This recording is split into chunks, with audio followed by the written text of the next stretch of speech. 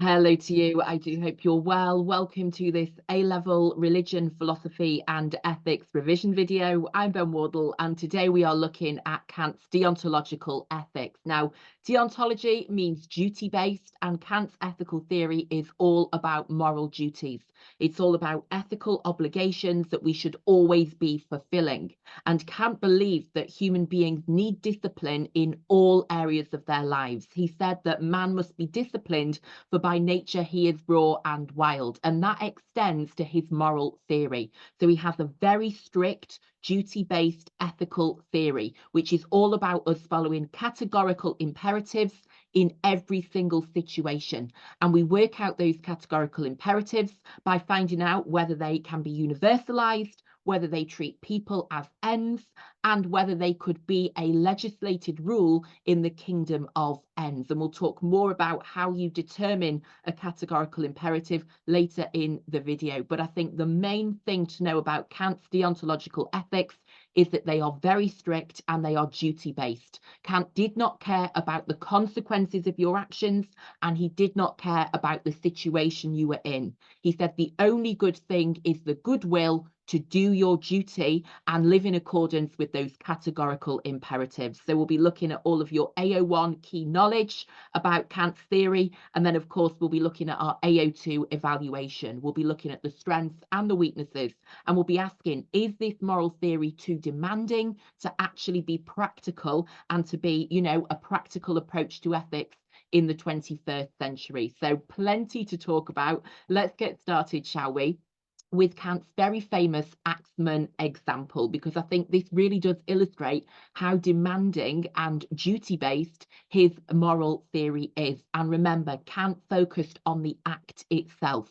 He did not care about the consequences. He said the only good thing is the goodwill to always do your duty. So I want you to picture the scene. A murderer with a dangerous weapon is at your door, and they are demanding to know the location of your friend, because obviously your friend has done something that they're not happy about and they want to get revenge. They want to go and murder them. And you have to ask yourself, do I tell them where they are? So do I tell the truth? Do I tell them exactly where they are so they can go and kill them? Or do I not? Do I tell a white lie? Do I say they've gone to Tesco when they're actually in Lidl? So that is obviously a hypothetical scenario, but Kant said that if you were in this position, it is your duty to tell the truth. Because remember, he is not concerned about consequences. It does not matter to him what will then happen. And he does not want you to take the situation into account. It doesn't matter about the circumstances. He says that it is your duty to tell the truth. Okay. And again, this is because that action can be universalized. He said your principle of action should be made a law for the whole world. So if you were going to lie in that situation, even though you had, a good motivation, arguably, he says that is wrong. Because if every single person in the world then started lying, society would collapse.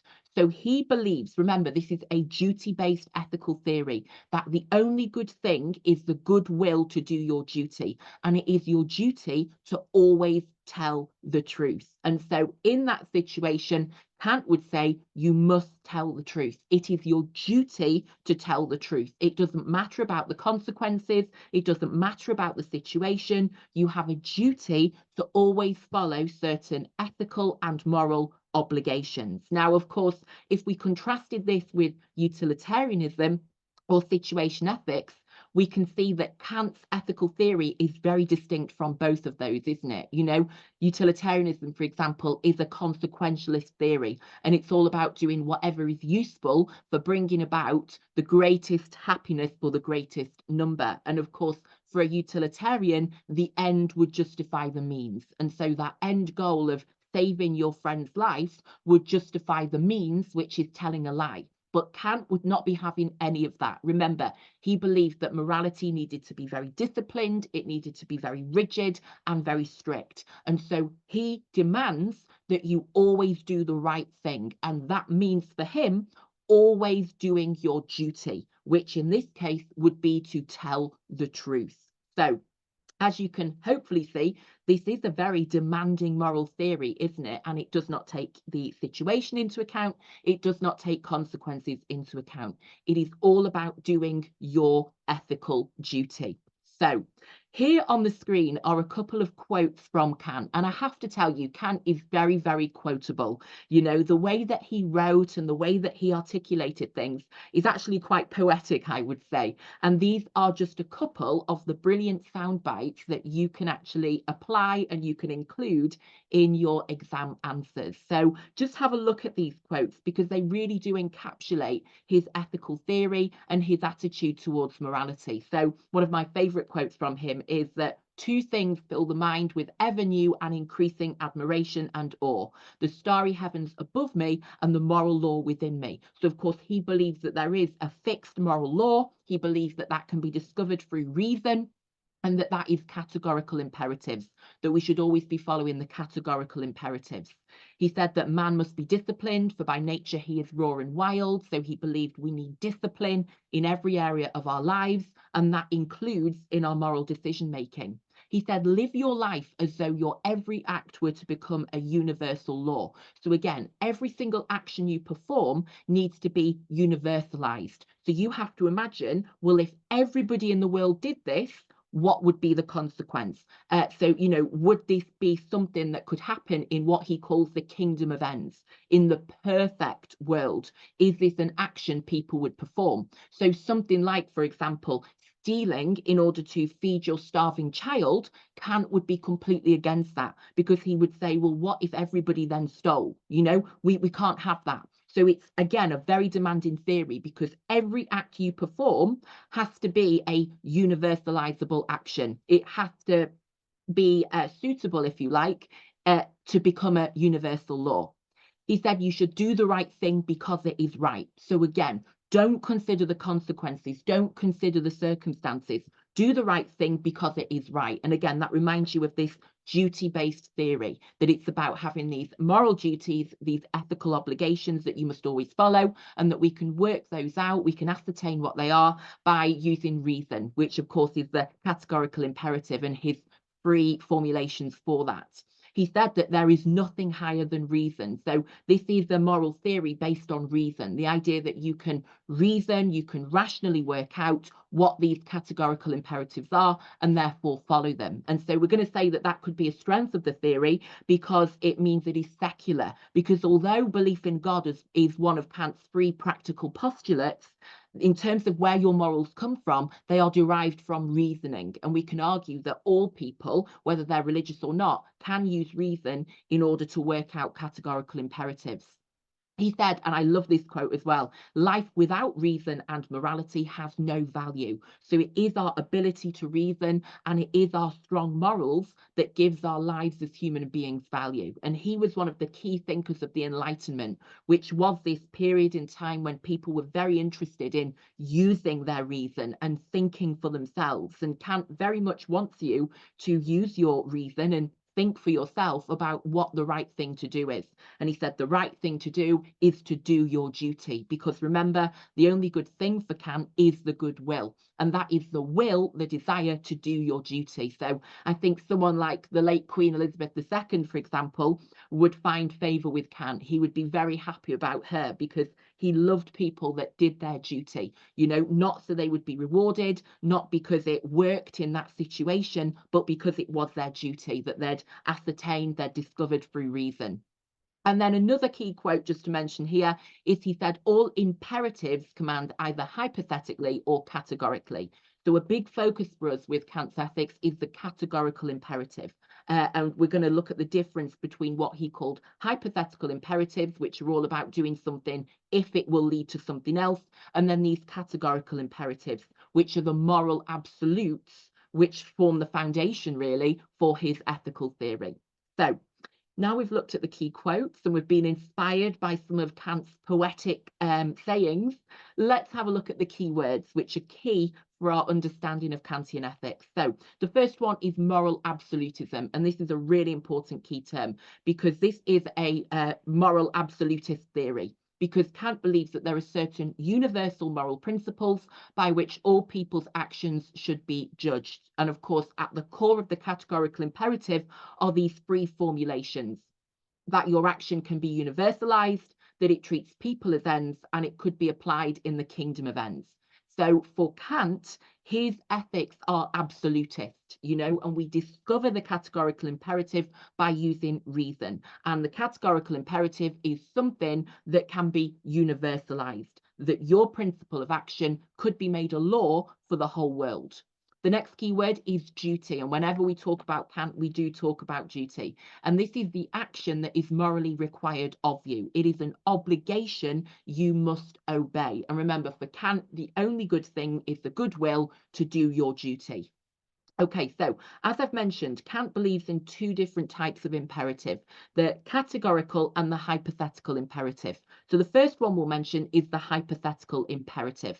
And this is a conditional obligation that is dependent upon desiring the goal in question. So whenever we're looking at hypothetical imperatives, we're always looking for the word if. It's about doing something if you want to achieve something else, which of course for Kant is not what morality should be about. You are not considering the consequences, you are not considering the situation. We then have the categorical imperative, which he did like, because this is the unconditional moral obligation that we must always obey. So it is our duty to obey. We've got to discover it through reason, and then we've got to do it based on duty. And that is, of course, going to be followed irrespective of the situation, irrespective of the consequence. And as I say, we can work these out using reason. For example, it is wrong to make a lying promise. And the key word we're looking for when we talk about a categorical imperative is must. So whereas with the hypothetical imperative, it's about the word if, that if you want to achieve something else, you should do this. Whereas with the categorical imperative, it's that key word must. That modal verb, isn't it? That you must always do something, irrespective of the consequence, irrespective of the circumstance. It is your duty to obey the categorical imperatives. Okay, so how do we discover a categorical imperative?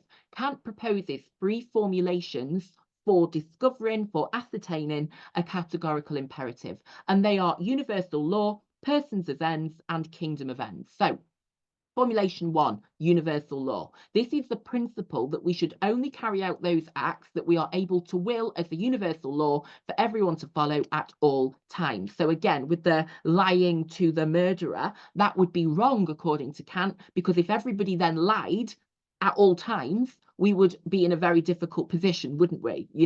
Morality would collapse. And so you cannot lie in that situation, because if you did that, you would be saying you think lying should be made a universal law.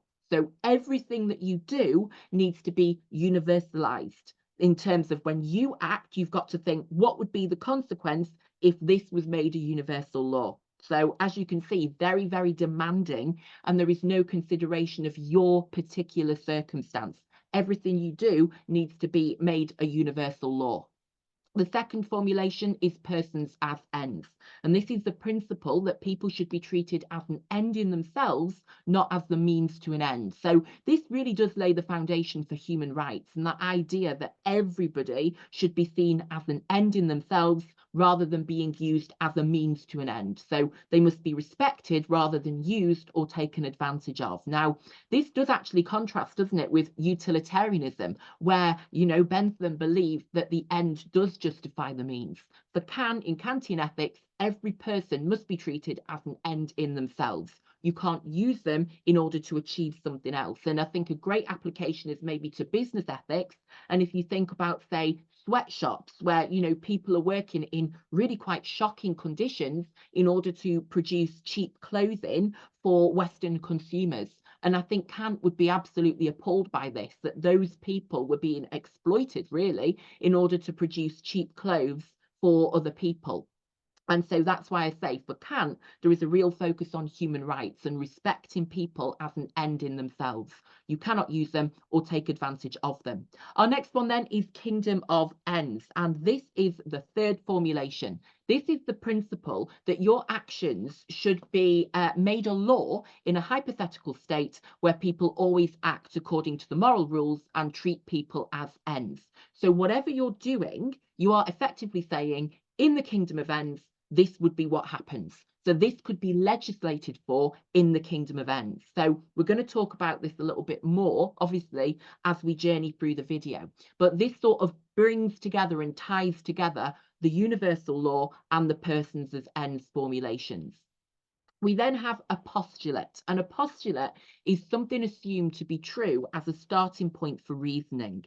Okay, so a postulate is not something you have proven to be true, but is something you are assuming to be true for practical reasons. And Kant's ethical theory has three of these: that we have free will, that there is life after death when we will be rewarded for acting in accordance with our duty, and then that there is a God who can actually give us that reward. Now, Kant, as I say, is not saying that these things are proven, but he is saying that it is practical for us to assume these things as the foundation for the moral theory he presents. So we will be looking at these postulates and we'll be asking, why does he need to assume that these things are true? And, you know, does the fact that one of the postulates is God mean that people who are atheists, for example, wouldn't actually find this theory appealing? Because although it is secular in the sense that morality is ascertained by using reason rather than turning to scripture or God, there is still this assumption in Kant's theory that there is a God who can reward you for doing your duty. So, you know, when we start to do our critical analysis and look at our AO2 evaluation, that is something we will very much be considering. And then finally, the summum bonum, which is the highest good. And for Kant, this is the place where our happiness and virtue come together. So obviously he believes in being moral, doesn't he? He takes it very seriously, and he thinks that virtue and happiness will ultimately come together. That even though doing your duty will be difficult and demanding in this world and in this lifetime, you know, there might sometimes be a conflict between what makes you happy and what your duty requires you to do. For example, telling a murderer where your friend is so they can kill them. You know, he says that ultimately that will be rewarded, that, you know, in the afterlife, which he's obviously assuming to exist, that happiness and virtue will come together. So, you know, really interesting in terms of how Kant's theory has been put together by him. And as I say, you know, he's got these three formulations and then these three postulates as well. So everything is always very organized with Kant because he loved order, he loved routine, and he loved things to be, you know, put together properly. So we'll be coming back to those as we journey through the video. But I think the best place for us to start actually is by asking, who was Immanuel Kant? Because we can learn so much about his moral theory by understanding who he was as a person. So we get a real insight into Kant and his morality from looking at his life story. So he was a German philosopher born in 1724. And as I mentioned before, he was a key figure in the Enlightenment. He's written a brilliant essay actually on enlightenment that I would really recommend you read if you have a look on Google. And he believed in the importance of personal autonomy and the role of reason, which were two key themes of the Enlightenment. And he believed that having a good will is the only good thing. And he said that a good will is having a desire to do duty for duty's sake. And Kant really believed in the distinction between having desires and your duties, that you shouldn't be led by your human desires, because as I mentioned before, he believed man must be disciplined, for by nature he is raw and wild. But for Kant, the only desire that is good is to do your duty. And so the goodwill is the only good thing. He was a deontologist. He was focused on the act itself and on ethical duties, that we have this duty to always act in a certain way, and that way is in accordance with categorical imperatives. Now, he had obviously a very disciplined and very strict morality, and that is reflected in his daily routine. He had a famously disciplined daily routine. He woke up at exactly 5 a.m. every day, for example, and he actually took pride in the fact that he never overslept. He had his servant wake him up at exactly the same time every day, and he never hit the snooze button, hypothetically. He always got up on time, and he took pride in that because, again, he believed we must be disciplined in every area of our lives, whether that is the time we wake up or whether that is in our moral decision making. There can be no exceptions, there can be no excuses, full stop, whether that is in when you wake up or the moral decisions that you make. And, another great anecdote about him is that he was seen as more reliable than the town clock because his neighbours knew his daily routine so well because it never, ever changed. So, for example, they knew it was 3:30 p.m. when they saw Kant on his daily walk. They didn't even need to look at the town clock. If they saw Kant on his walk, they knew what time of day it was because he, as I say, never ever changed his routine. He was so strict, he was so disciplined in every area of his life, whether that was what time he woke up, the time that he did things in his day, and of course in his morality as well. So hopefully, that helps you to remember how strict his moral theory is, and it gives you an insight into why his theory is so strict, because he believed human beings need discipline. He believed that we need to have strict rules, we need to have a strict routine, and we need to have our strict approach to morality. There can be no exceptions, there can be no exemptions, and there can be no excuses. So yes, set your alarm for 5 a.m. tomorrow and don't press that snooze button. That would make Kant very happy indeed. Now, in terms of his deontological ethics then that he develops, he believed, and this is important, that there is an absolute moral law that exists and that the absolute moral rules this contains can be worked out by using reason. So he, remember, believes you can discover morality through the use of reason. And these moral rules that make up this universal law are known as categorical imperatives, and these apply in all situations. He believed they are universally binding on all people at all times, and that reflects Formulation 1, the universal law. And so it is your duty, Kant believed, to follow these without exception. You must always do your duty. The only goodwill is the will to do your duty. The only good thing, is the goodwill, which is to do your duty. Excuse me. And he believed that categorical imperatives are things that we could make into Formulation 1, universal laws, Formulation 2, that they treat people as ends, and Formulation 3, that they would be permissible in a perfect kingdom of ends. Now, before we look at those in more detail, I want to be really clear about Kant's belief you must always do your duty. And this is in contrast with following your emotions or your desires. So, for example, with Bentham in utilitarianism, remember he said nature has placed mankind under two sovereign masters, pleasure and pain. And Bentham said that they should shape our morality. But Kant would be absolutely appalled by that, because he believed that actually we shouldn't be giving in to our desires, we need to be disciplining ourselves. So instead of saying, okay, that gives me pleasure, let's do that, he said man must be disciplined, for by nature he is raw and wild. So he believed that our feelings, our emotions, our desires should be excluded from moral decision making. We simply have to do our duty, which is to follow, of course, I hope you know by now, the categorical imperatives. And being virtuous, he believed, will ultimately be rewarded after death, in the afterlife. He said our duty in this lifetime is to do our duty, and you shouldn't expect reward for that. You shouldn't expect that to necessarily be easy or pleasurable, but actually in the afterlife, that virtue and happiness will actually be joined together, that we will receive our reward for being so disciplined and doing our duty. But we shouldn't be seeking a reward now, because remember, we shouldn't be looking to consequences. The only good thing is the goodwill to do your duty. And he believed that goodwill shines forth like a precious jewel. So, you know, somebody who has that goodwill to do their duty in every situation would, you know, find favor with Kant. He would be very happy with them and very impressed by them. So again, I do think of, say, Queen Elizabeth II. When we looked at the tributes paid to her, that key theme of doing her duty kept coming up, didn't it? And so I think Kant would be very happy with her in the sense that she always did her duty, you know, and that was something she took very seriously. That is what Kant wants us to all do. He wants us to take our duty very seriously, and he wants us to be committed to always doing our duty. So Kant and goodwill. Let's just talk about this a little bit more. I don't know why that bullet point is already there. Do excuse me. This PowerPoint is not in order. Kant would not be happy about this. There we go. Let's get all the key facts on the screen. So, as I've mentioned, for Kant, the only good thing is goodwill. So, having the good intention to do your duty for duty's sake is the goodwill for Kant. And that is the only truly good thing. Your will, your desire, if I can use that word in this context, to do your duty. That is the only good desire.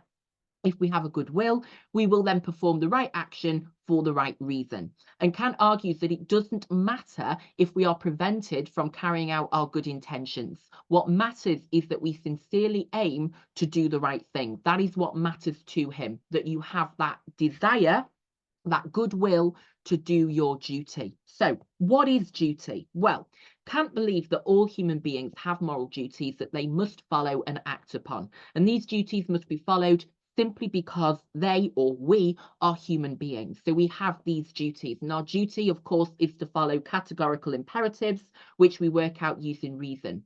And they can be worked out, as I've put there, rationally. And I think the key thing to remember when it comes to duty-based ethics is that emotions and feelings are irrelevant, and that the possible outcomes or consequences are also irrelevant. With Kant's deontological duty-based ethics, all that matters is doing your duty, doing your moral duty, which is following the categorical imperatives. So, you know, really important, you know, situation ethics, obviously based on love, Kant would not be happy about that. Utilitarianism based on consequences and outcomes, Kant would not be happy about that. Your emotions, feelings, and the outcomes are irrelevant. The only good is the goodwill to do your duty. And if you've done your duty, you can sleep well at night and then wake up at 5 a.m. the next morning, of course. And a great example actually of just how demanding Kant is this really great example of the shopkeeper. So he gives the example of a shopkeeper who always charges others fairly. So you could say that's a good thing because he's charging people a fair price. But Kant says if he does that because he knows that this is good for business, that actually takes away the goodness of the act. So what should be a really good thing, that he's charging people fairly, that's a moral, honourable thing to do. Kant says that if he's doing that because he knows it will be good for business, that then actually undermines the goodness of the act. It's no longer a good thing to do. He concludes that even this is not sufficient for the action to count as morally good, because he says the shopkeeper is actually acting in his own interest, not in accordance with duty, because it is only if he charges people fairly out of duty that this becomes a good action. So even though you could say, well, it's still a good action because people are getting a fair price for what they're purchasing, Kant would say it's not a good action because the motivation behind it is not duty. So remember, the only good thing is the goodwill, which for Kant is to do your duty. Whereas here, he's got the motivation of it being good for business. So the word because is a problem for Kant. You know, he wants you to be doing it because it's your duty, not because, in this case, he knows that it is good for business. So again, this is illustrating how demanding Kant's deontological ethics are. And again, we can be already thinking about our AO2 evaluation. Does this show that actually Kant's morality is too demanding? It would work in his perfect kingdom of ends, but it's just not practical when you're working with human beings in the real world. And the key point is that acting in accordance with duty is not enough for an action to be considered morally good. You must act from duty, irrespective of whether or not you are inclined to do it or whether or not it is in your interest. Because remember, the only good is the goodwill, the will to do your duty, nothing else. So, you know, he is only interested in people acting from duty. So even if the action does so happen to be good, if it is not the result of doing your duty or the goodwill to do your duty, Kant would not see it as good. So again, this is how demanding it is. There can be no consideration of feelings, consequences, outcomes, or absolutely anything else except duty. Hence the fact we call this a deontological ethical theory, because it is duty based and it's that goodwill to do your duty. So what we need to have a look at now is the difference between a hypothetical and a categorical imperative, because remember, Kant believed that we need to always be following, it is our duty to always be following the categorical imperatives. So we want to have a look at what these imperatives actually are and how we work them out. So to do that, we're going to have a look at your hypothetical imperatives and then at your categorical imperatives as well. So what is a hypothetical imperative? And the key word with these is if, okay? So here's a potential framework for asserting a hypothetical, imperative. Don't get them mixed up. So if you want to do this or achieve this, then you should do this. So it's all about things being a means to an end and the end justifying the means. So these are hypothetical imperatives, are conditional imperatives that we would follow if we wanted to achieve a certain end result in a specific situation. So they are good for certain purposes, and that is why we see them as conditional. They are not objectively good. They are good, so your action is good if you want to achieve something else. So that is why hypothetical imperatives are conditional. They should be followed, they would be followed if we want to achieve a specified end goal. So as I put in that framework at the top, if you want to pass your exams, then you should revise. So they are conditional, that you should do something if you want to achieve something else. And so that means that they only apply in certain cases and they are dependent on the outcome that you want to achieve. So of course, Kant would be completely against this because they are not going to be made into universal laws. They are conditional things you would do to achieve a certain end goal. So obviously Kant would not be happy about these. On the other hand, we have the categorical imperative, which he would be happy with. And this framework is actually much simpler because all you need to put is you must always fill in the gap here. For example, you must always tell the truth. That could be an example, you know, something that must always be done. You shouldn't tell the truth if you want to X, Y, Z. You should always do it. Another way we can put this into a framework is you must never. So for example, you must never make a false promise. So it's this idea of must, yeah? So whereas with the hypothetical, it's about saying if on this side of the table for the categorical imperative, it's about must. You must always do something or you must never do something else. So a categorical imperative is a command which logically has to always be followed. And the key word there really is logically, because these are worked out using reason. This is because it is objectively necessary in itself. It is not necessary for any other reason. So it's not about achieving something else. It's not about achieving a specified end goal, but it's a moral duty that everybody must always follow. And that's because the command is unconditional. It must always be followed. It does not depend upon the end results. This action is always intrinsically right or intrinsically wrong. So again, if we compare with utilitarianism, it's not about whether the action is useful for maximizing pleasure and minimizing pain. It is always unconditional in terms of being intrinsically right or intrinsically wrong in every single situation. Whoever does it, it's either always right or always wrong. And so its logical form is simply do X or don't do Y. And there is nothing there, is there, about if you want to achieve this or, you know, in order to reach this end goal.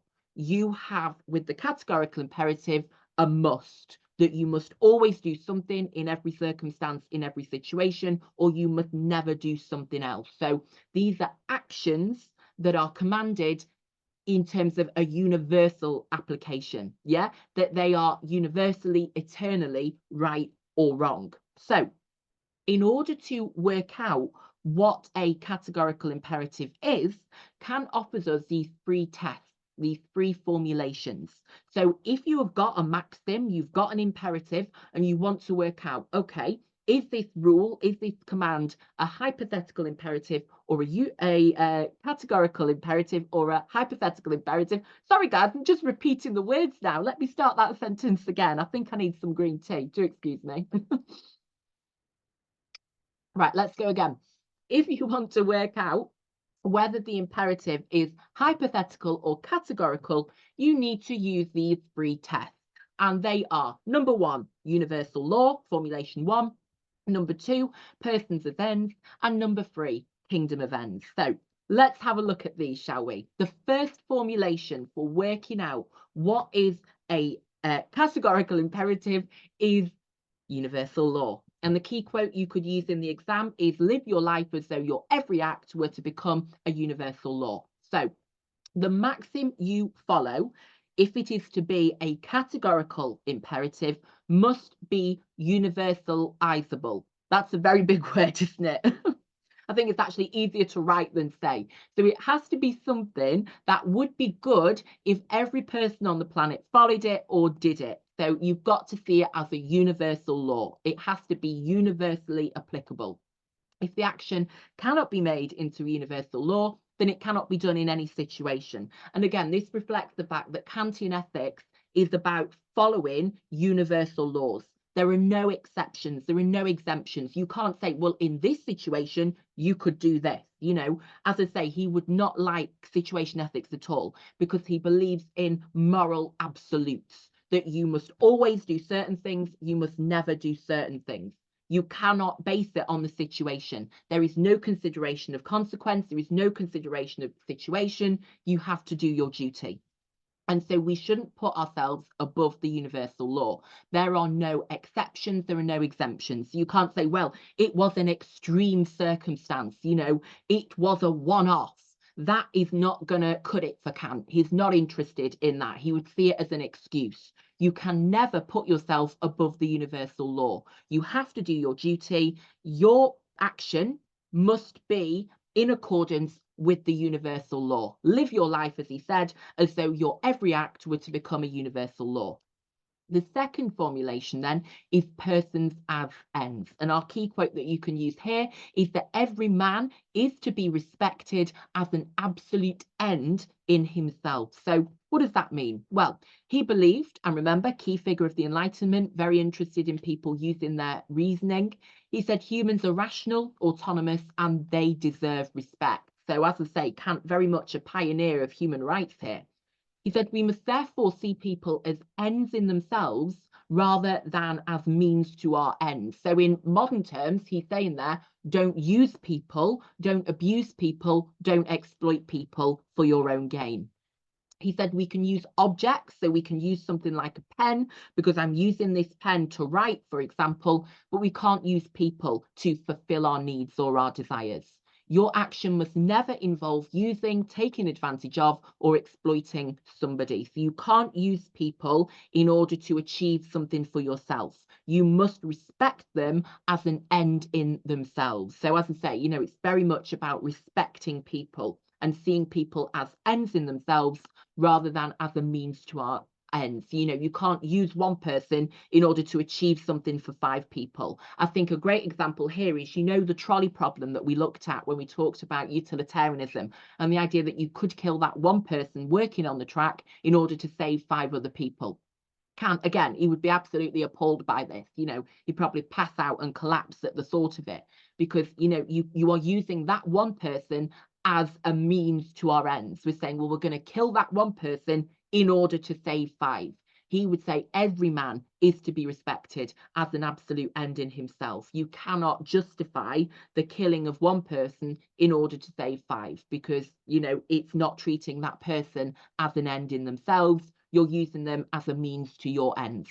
And then the third formulation is the kingdom of ends. So he said, act as if you were, through your maxims, a lawmaking member of the kingdom of ends. So this, as I mentioned before, ties together universal law and persons as ends, because he said that whenever you act, you must imagine that you are sitting on the lawmaking council of a perfect kingdom of ends. So this is a really interesting one, actually. He said that if you were to live in this place where everyone always does their duty, universalizes their actions, and treats people as ends, would your action be permitted? So in that ideal world, in that moral paradise, is this something that would be a law? Is this something that people would be allowed to do? And obviously, something like lying, if we go back to the Axeman example, you know, the argument we're making is, well, in this situation where there is a murderer, I need to lie in order to save my friend. But Kant is saying no, because you should act as if you were in the kingdom of ends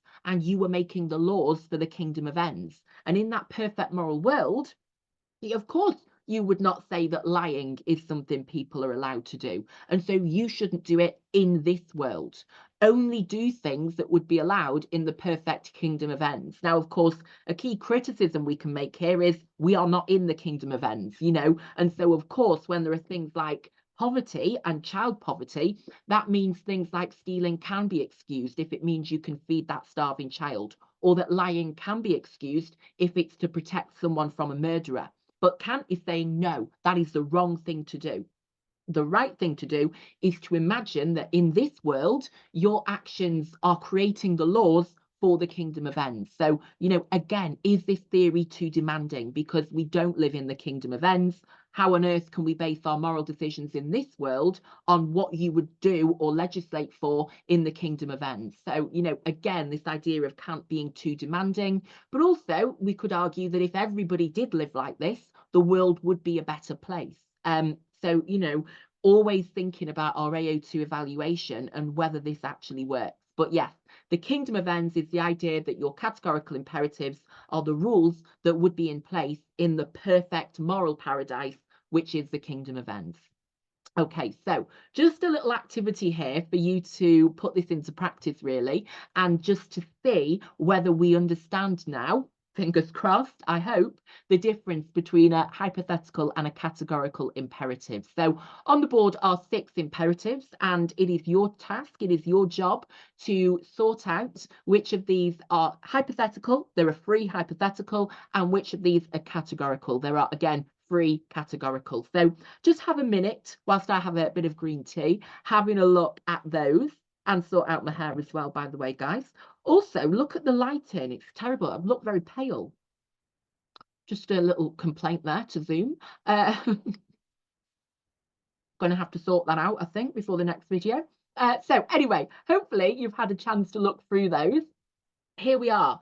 Those colours are really coming up boldly, aren't they? Very vivid distinction between them there. So hopefully you can see that the first 2 and then the bottom one on the right are your categorical imperatives, and then the other 3 are your hypotheticals. So the categoricals are don't make a false promise, it is wrong to refrain from helping others, and do not steal. So they are our categoricals. And then our hypotheticals, don't be rude if you don't want others to be rude to you. So of course the term if, the word if, giving it away there really, that it is a hypothetical, that it's a conditional. Again, if you want to gain weight, you should eat more food. It's a conditional. If you want to achieve a certain thing, you need to do a certain thing. So it's conditional. It's, you know, relative to a certain goal. And then if you want to do well in your exams, you should revise. So again, it's linked to a certain goal. So it's conditional. It's not something that we can universalize. So hopefully that's helped you to put this into practice and just check your understanding of the hypothetical and the categorical imperatives. And, you know, please feel free to use them as examples in your answers as well. You know, when we're achieving those AO1 marks, we want to show the examiner clear, concrete examples of the concepts that we're referring to, such as these hypothetical and categorical imperatives. So let's have a look now at the other trio of things that Kant focuses on. And this second trio are the 3 postulates, and they are the required assumptions for his ethics. Now, it's really important we unpack the word postulate. This is something that he presumes in order for his moral theory to work. So he is not saying he has proven these 3 things. He is saying that we need to assume it to be true in order for the moral theory to work. So Kant's three postulates provide the basis for his reasoning and have to be in place for his ethical theory to function properly. So let's have a look at what they are. Number one is that we have free will. Number two, there is an afterlife. And number three, that God exists. And, really important to know before we explore each of these in detail that Kant does not think these three things are proven to be true, but that he says we must assume them practically in order for morality to work and make sense. So we're going to have a talk through each of these now, which are the three postulates, the required assumptions for Kant's morality, for his ethics. So postulate one is that we have free will. Why is this something that we are required to assume practically in order for Kant's moral theory to work? So, as we've mentioned before, Kant sees human beings as autonomous and rational beings.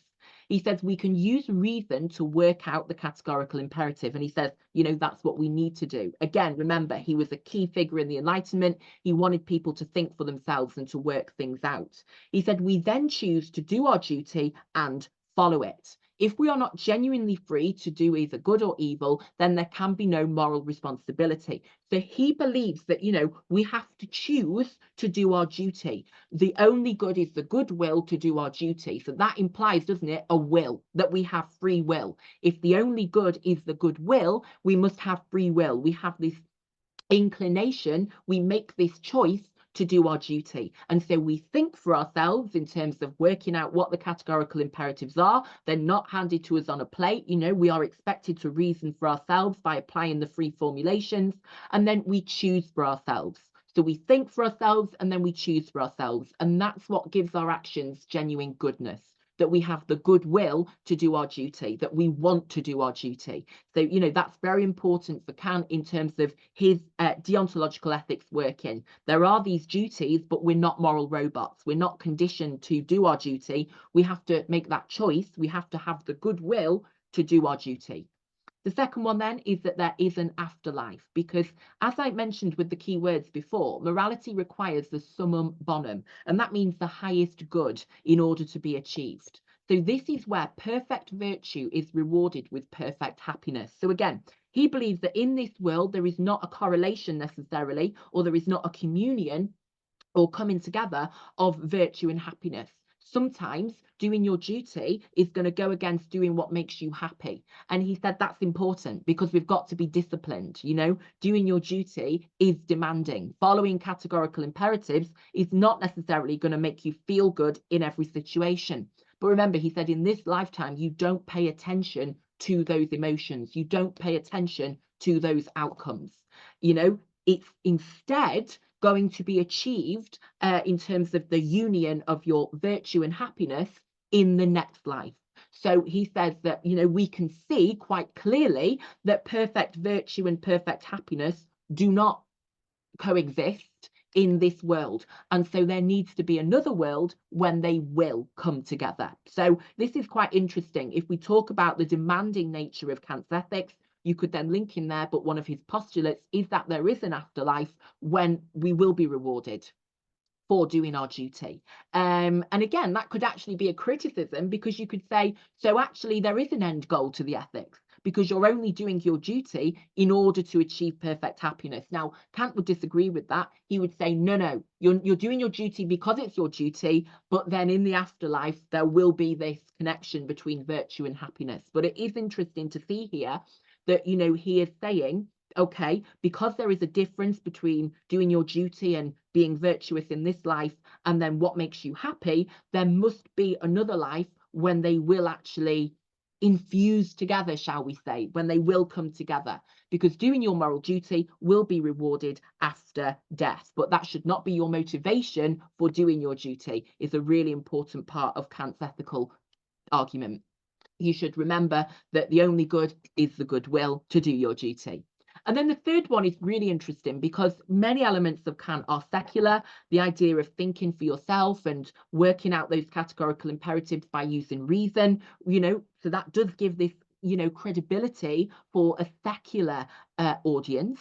But we then have this postulate, this practical assumption that there is a God. So in order that the summum bonum, the greatest good, the union of perfect virtue and happiness actually occurs, and goodness is ultimately rewarded by happiness, even if it's not been achieved in this life, there must be a God who ensures the justice of the universe. So obviously, Kant, with his kingdom of ends, for example, is very concerned with perfect justice, isn't he? He wants a perfect moral world.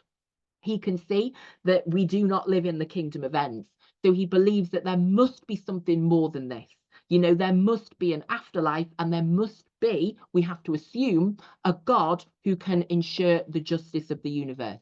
So he postulates, and this is important, the existence of God, because he does not think that we can know the existence of God, but that God is a necessary presupposition of our reason. So he is making a moral argument for presupposing God's existence. So this is really interesting if we think, about all the moral theories we studied and their relationship with religion. With Kant's theory, as I say, it is very much secular in that, the morals don't come from God, they come from reason. But we then have this postulate that there is a God. We have to assume there is a God so that justice can ultimately be done. So it shows us the complexity of Kantian ethics, and it gives us great opportunity actually to talk about the relationship between Kantian ethics and religion, because on the one hand, the actual morals that Kant presents don't require belief in God, but then we have this postulate where we're expected to assume for the sake of our morality that there is a God who can ensure the justice of the universe. So, really interesting area of Kantian ethics, actually. So that leads us on to our AO2 evaluation, where we get to look at the strengths and the weaknesses, and then, of course, make our judgments about Kant. And I think your key areas of focus with Kant really are going to be, is it practical? Does this work in practice? Is it something that can be applied in 21st secular society?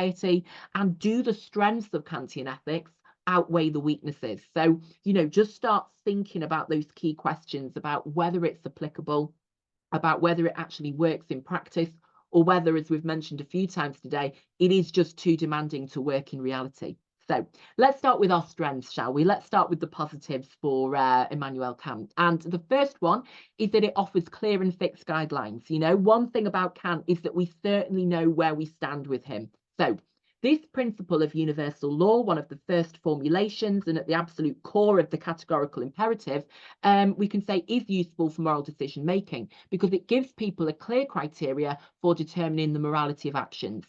With situation ethics, a key criticism is that pretty much anything goes, because you can say, well, in that situation that was the most loving thing to do. But with Kantian ethics, we have got a very clear universal law, and so we can be very clear in terms of making a judgment about actions. Is it right? Is it wrong? And we can say this is a good thing because it ensures that morality is clear and consistent, that there are no exceptions or exemptions, which provides clarity. Everyone knows where they stand. Everybody's on the same page. It also, of course, avoids the influence of our emotions. So we can say it is objective, which again, we could say is very helpful because it removes emotions and it removes the situation from your ethical decision making. It's very clear what your duty is. It is to do the categorical imperative or follow the categorical imperative. And we could actually say that this is consistent with Cicero's belief there should be one law eternal, binding upon all people at all times. And of course, we looked at that quote with natural moral law. We could actually bring that back in when we talk about Kantian ethics. And you might argue that Kant offers this in a much clearer way, because he is so clear in terms of what you should do. Your action is about the universal law, persons as ends, and kingdom of ends. So he is really clear about what we should be doing. And it is binding upon people, isn't it? It's about having a duty to act in this way. Our second strength then is that it values and respects each person. So, Kant very much, I would say, a pioneer of human rights. Whereas Bentham said that human rights are nonsense on stilts, Kant was very clear that we need to respect the value of each person, because, of course, his second formulation is that people are treated as ends in themselves rather than as means to our ends. So we can say it is a good thing, or this is a good thing, because it respects the intrinsic value of every person. So it, recognizes the worth and value of every person. If we want to link that to a modern concept, the UN Declaration of Human Rights, which was put together in 1948, is still seen as very important today in the world. And we can say that this laid the foundation for that, the idea that everybody has certain rights that can never be taken away from them. We could actually credit Kant with pioneering that people need to be seen as ends in themselves with these intrinsic rights and this intrinsic value. We can see a Kantian influence on that. We can also say that Kant is consistent in this with religious ideas about the sanctity of life. That idea in Christianity of imago Dei, for example, that we are made in the image and likeness of God. So the idea that every human life has intrinsic worth and value, we see that as well in religious thinking and in, religious ethics. So we can see consistency there between Kant with his secular ethics and then religious ethics in terms of the value and dignity of each person.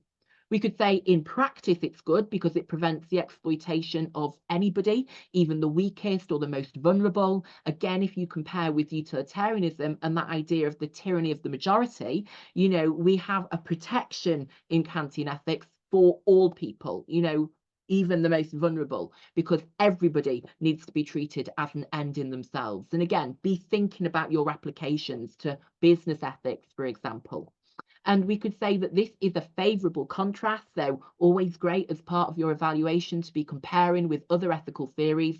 We could say it's a favourable contrast with theories like utilitarianism, where persons are only instrumentally valuable. Remember, utilitarianism is about usefulness and the end justifying the means. With Kant, people need to be seen as an end in themselves. So a clear contrast and arguably a favourable contrast in terms of protecting human rights and respecting the dignity of every person. Okay, and another strength, and this is a controversial one, I suppose, because of the postulates, but in terms of how Kant works out morality, we can say it does not depend on a belief in God. We can say it is a secular theory because unlike natural moral law or situation ethics, morality is not derived from God, but is worked out by using reason. We could say this is more appealing and it can therefore be universally applied, even by atheists or in an atheistic society, because you can use your reason to work out the categorical imperative, because the criteria is universal law, persons as ends and kingdom of ends. Yeah, it's not about God giving us commandments. The categorical imperatives, as I've mentioned, are worked out rationally rather than being given as commands by God via a holy book. But of course, you must not forget those postulates, and they are a great opportunity here to bring in a rebuttal or, offer some critical analysis, because you can say that, however, the existence of an afterlife and the existence of God are two of Kant's three postulates. And you could argue that an atheist isn't going to be prepared to assume that there is a God, even if it's just for practical reasons. Yeah, you can say, okay, Kant says he hasn't proven the existence of God, but he's still expecting us to assume there is a God. And we can say this shows it is truly, or not truly, sorry, secular. It still has an element in it that atheists today would feel quite uncomfortable about. They would say, using reason doesn't actually lead us to just assuming for the sake of morality that there is a God or that there is an afterlife. And you could therefore argue, again, keeping in your comparisons, that utilitarianism may be a better option as a secular morality. So, interesting and a great opportunity there to get in your critical analysis.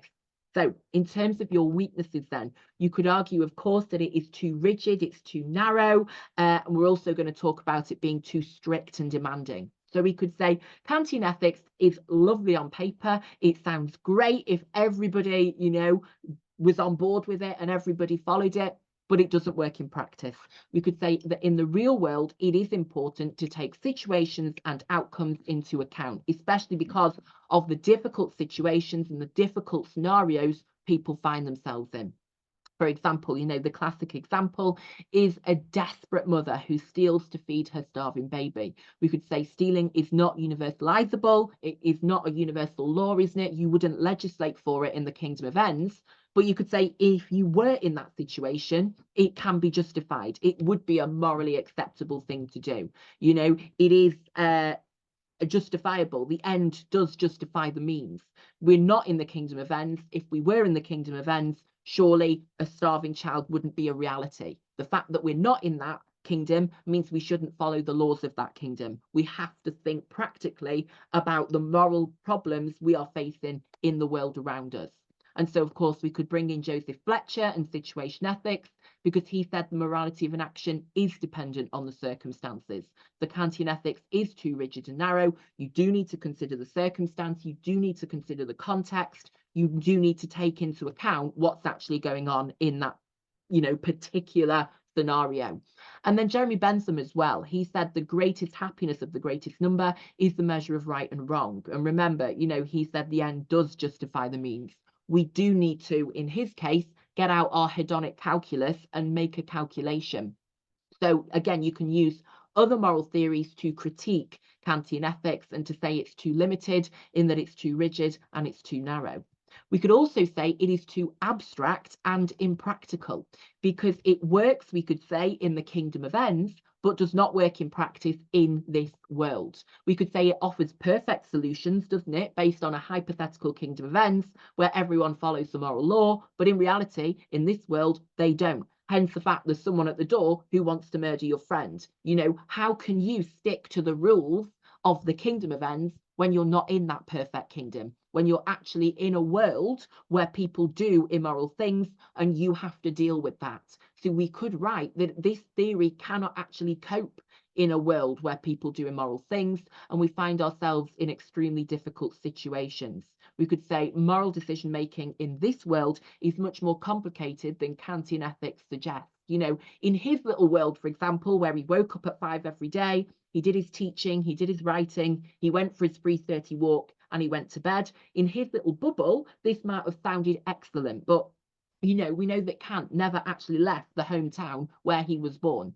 So, his morality might have sounded great on paper and it might work great in a kingdom of ends, but that is not the reality for many people in the world today. And so, it theoretically would be excellent, but practically it is impossible and it cannot cope in the real world where people are having to respond to real world situations where they do then face difficult decisions and dilemmas. So, again, a really interesting criticism about the practical applications of this, that it's too demanding to work in this world. And then another weakness could be conflicting duties. So we could say it does not account for times when two moral absolutes clash. So what if you've got two categorical imperatives that seem to contradict one another? So which one should you choose to follow if you are supposed to follow all duties at all times? And again, this could show that, Kant's theory does not take into account the demanding complexity of real life. It also, and this is an important point, does not account for the idea that duties could extend further than just moral duties. Because if Kant's all about doing your duty, what if I believe I have a duty to my family, for example? So I don't just have a duty to the moral law, but I have a duty to look after my family. So, for example, your starving child who hasn't eaten and desperately needs food, should you not steal in order to feed them based on your duty towards that child you've brought into the world? So this idea of duty is something that we can explore further, and we can actually say, well, Kant, surely there are more duties than just your moral duty. What about your duty to that child you've brought into the world that is now starving? So, maybe that's a great opportunity to evaluate in terms of considering this duty-based ethics. What do we actually mean by duties in the 21st century? So hopefully that's given you some, food for thought in terms of evaluating Kantian ethics. And the question I would like you to consider, and maybe write your conclusion actually below, is that the strengths of Kantian ethics outweigh the weaknesses. So, there are many, many more actually critiques of Kantian ethics than we've just looked at there. That is just a little flavour.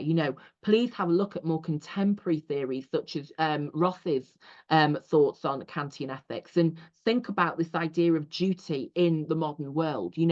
Do people in the modern world think that this is something we could follow, that we should follow, that it works as an ethical theory, or is this actually completely impractical and completely impossible to actually put into action. But yes, I hope you found that interesting. I hope you found that quite insightful in terms of Kant and his deontological, duty-based, and I think it's fair to say very demanding ethical theory. Thank you for watching. Good luck with your studies and see you soon. Bye bye.